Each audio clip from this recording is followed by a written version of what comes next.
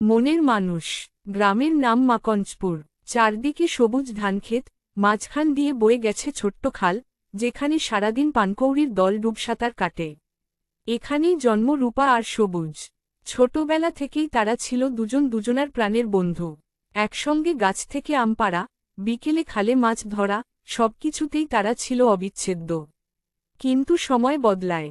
কিশোরী রূপা যখন যৌবনে পা রাখে, তখন তার প্রতি গ্রামের অনেক ছেলের চোখ পড়ে। সবুজক মনে মনে ভালোবাসলেও কখনো প্রকাশ করতে পারেনি। সে ছিল গরিব কৃষকের ছেলে, আর রূপার বাবা ছিলেন গ্রামের একজন সম্মানিত জমিদার। একদিন রূপার বাবা ঠিক করলেন, শহরের এক ব্যবসায়ীর ছেলের সঙ্গে রূপার বিয়ে দেবেন। খবর শুনে সবুজকের বুকটা ধক করে উঠল, কিন্তু সে কিছু বলতে পারল না। রূপারও কিছু বলার ছিল না, কারণ বাবা মায়ের ইচ্ছাই তার জীবন গঠনের সিদ্ধান্ত নেবে, এটাই সে ছোট থেকে শিখেছে। বিয়ের দিন ঘনিয়ে এল। সেদিন সন্ধ্যায় রূপা একলা বসেছিল বটগাছের তলায়, যেখানে ছোটবেলায় সবুজকের সঙ্গে কত গল্প করেছে। হঠাৎ ফারুক এসে দাঁড়ালো সামনে।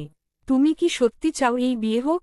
রূপার চোখে জল। আমি জানি না, কিন্তু আমার মন যে তোমাকেই চায়, সবুজ। সবুজ আর দেরি করল না।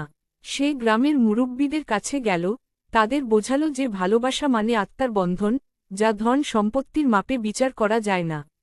গ্রামের সবাই সবুজকের কথা শুনল, আর রূপার বাবাও অবশেষে নতি স্বীকার করলেন। পরদিন সকালে গ্রামের বটতলার নিচে ধুমধাম করে রূপা আর সবুজকের বিয়ে হল। খালে ঢেউ পড়ল, বাতাসে বাজল সানাইয়ের সুর। রূপা আর সবুজ, দুজন দুজনার মনের মানুষকে পেয়ে গেল চিরদিনের জন্য।